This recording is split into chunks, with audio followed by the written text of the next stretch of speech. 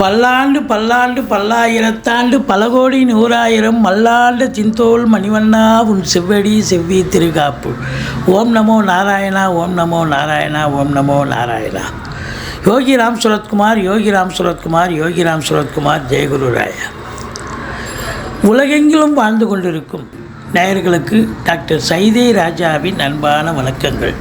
நாம் இப்பொழுது இந்த எபிசோடில் வார ராசி பலன்கள் 8/4/2024 முதல் 14/4/2024 வரைக்கும் உள்ளடக்கிய நாட்களுக்கு வாக்கிய பஞ்சாங்க அடிப்படையில் கிரகங்கள் எப்பேற்பட்ட பலனை வழங்கப் போகிறது என்பதை பார்க்கலாம். வாங்க. வார ராசி பலன்களை 8/4/2024 அமாவாசை திதி வருகிறது. வாங்க ராசிக்குள் செல்லலாம். மேஷ ராசி காலபுருஷனுக்கு முதல் ராசி. அஸ்வினி பரணி கார்த்திகை முதல் பாதம் உள்ளடக்கியது. இந்த வார கிரகங்கள் இந்த ராசிக்கு எப்பேற்பட்ட பலன்களை வழங்கப் போகிறது. ராசிநாதன் 11ஆம் இடத்தில் இருக்கிறார். சூப்பருங்க. இருந்து 4ஆம் பார்வையாக 2ஆம் இடத்தையும் 7ஆம் பார்வையாக 5ஆம் இடம் 6ஆம் இடத்தை 8ஆம் பார்வை 6ஆம் இடத்தையும் பார்க்க போகிறார். குரு ராசியில் இருக்கிறது மிக மிக சிறப்பு. 5ஆம் இடம் 7ஆம் இடம் 9ஆம் இடத்தை குரு பார்க்க போகிறார். 11ஆம் இடத்துல சனி பகவானே இருக்கார். அமக்கலமான ஒரு சூழல். 12ல் ராகு சொல்லவே தேவை. இந்த வாரம் இந்த மேஷ ராசியில் பிறந்த அன்பர்களுக்கு பல அற்புதங்கள் நடக்கப் போகிறது. நல்லது நடக்கப் போகிறது. நீங்கள் எதிர்பார்த்து காத்திருந்த காரியங்கள் வெற்றி கூட போகிறது. எதிர்பார்க்காத விஷயங்களும் சில நன்மைகளை தேடித்தரப்போகிறது அப்படின்னு சொல்லலாம். உங்களை பொறுத்தவரையிலையும் கௌரவம், புகழ், அந்தஸ்து, செல்வம், செல்வாக்கு, தன்னம்பிக்கை கண்டிப்பாக ஏற்படும். 2ஆம் இடத்து அதிபதி சுக்கிரன் 11ஆம் இடத்தில் இருந்து உச்ச நிலையில் இருந்தாலும் ராகுவின் பிடியில் இருக்கிறார். ராசிநாதன் செவ்வாய் 2ஆம் இடத்தை பார்க்குறார். அப்போது பொருளாதார மேன்மை இருக்குது. குடும்பத்தில் நிம்மதி, சந்தோஷம், குதூகலம் ஏற்பட போகிறது. பணவரவு அதிகரிக்கும். உங்களை பொறுத்தவரையிலையும் இந்த 5ஆம் இடம் குரு பார்வையில் இருக்கிறது. குழந்தை பாக்கியம் இல்லாதவர்களுக்கு குழந்தை பேர் கிடைக்கும். பூர்வீக சொத்து பிரிச்சுக்கிறவங்க தாராளமாக பிரிச்சுக்கலாம். அற்புதமான காலகட்டங்கள். ரேஸு, லாட்ரி, சீட்டாட்டம், ஸ்பெக்குலேஷன், ஷேர் மார்க்கெட் போன்ற இனங்களில் ஈடுபாடு காட்டுபவர்களுக்கு ஒரு அற்புதமான ஒரு வாரம். மொத்தத்தில் சந்தோஷமாக இருப்பீங்களா இந்த வாரம் அப்படின்னா நீங்கள் கண்டிப்பாக சந்தோஷமாக இருக்க போகிறீங்க. இந்த 6ஆம் இடத்துல கேது இருக்கிறது நல்லதா அப்படின்னா ரொம்ப அற்புதமான ஒரு விஷயம்.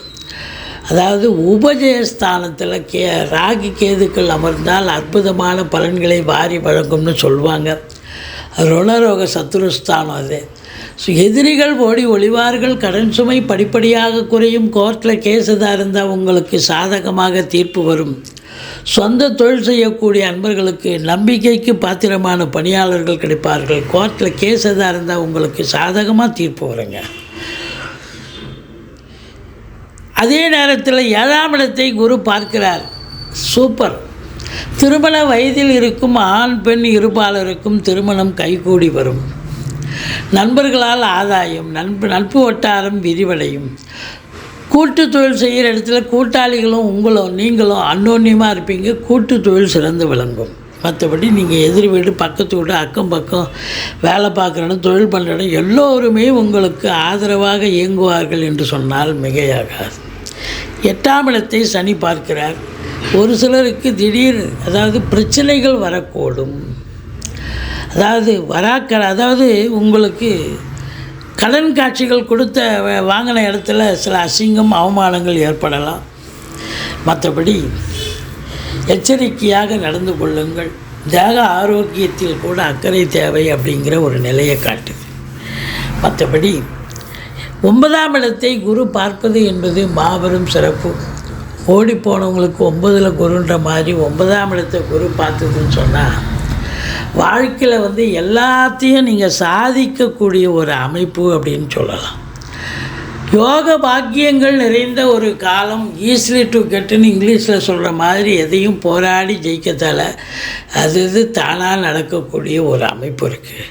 வெளிநாடு போகணும்னு நினைக்கக்கூடியவர்கள் இந்த ராகுவும் குருவும் உங்களை வெளிநாடு அனுப்பி வைப்பாங்க. தாராளமாக போயிட்டு வரலாம். வெளிநாடு போக விரும்பும் நண்பர்கள் உயர்கல்விக்காக சென்றாலும் சரி, உத்தியோகத்துக்காக சென்றாலும் சரி, இல்லை எதற்காக சென்றாலும் நீங்கள் சாதிக்கக்கூடிய ஒரு அமைப்பு நிச்சயமாக இருக்கிறது.